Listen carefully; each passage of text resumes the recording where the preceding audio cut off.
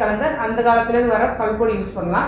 அப்படின்னா பல்வலிக்கு கிராம்பு யூஸ் பண்ணலாம். இதே மாதிரி சந்தனம் சோப்பு, சந்தனமும் மஞ்சளும் சேர்ந்த சோப் அப்படிங்கிறப்போ நமக்கு ஏதாவது பிரச்சனையாக இல்லாட்டி கூட நம்ம ஃபேஸ் வெள்ளை பளபளப்பா வாரத்துக்கு ஒரு தடவை மஞ்சளோ சந்தனமோ தேய்ச்சி குளிக்க ஆரம்பிக்கலாம். பாசிப்பருப்பு, கடலைப்பருப்பு இதெல்லாம் தேய்ச்சி குளிக்க ஆரம்பிக்கலாம். அடுத்தது டீ, மூலிகை டீ அப்படின்னு சொல்கிறாங்க. சுக்கு, கண்டந்திப்பிலி, ஏலம் எல்லாமே அதில் இருக்குது.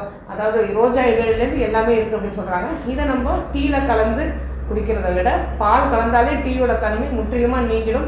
அது விஷத்தன்மை தான் ஏறும். இந்த டீயில் குடிக்கிறத விட நம்ம காலையில் விதவிதப்பான தண்ணியில் நம்ம வீட்டில் இருக்கிற சுக்கோ, மிளகோ, கண்டந்திப்பிலியோ, ஏலமோ நல்லா கொதிக்க வச்சு வடிகட்டி குடிக்கும் போது, அதுக்கப்புறம் சாதாரணமாக தண்ணி குடிக்காமல் ஒரு சீரக தண்ணி குடிக்கும் போது, இந்த மாதிரி சின்ன சின்ன விஷயங்கள் நம்ம வாழ்வியல் முறையில், நம்ம உணவில், நம்ம நடவடிக்கையில், நம்ம ஒழுக்கத்தில் கொஞ்சம் கொஞ்சமாக மாற்றம் செஞ்சுக்கிட்டே வரும்போது சித்த மருத்துவம் நம்ம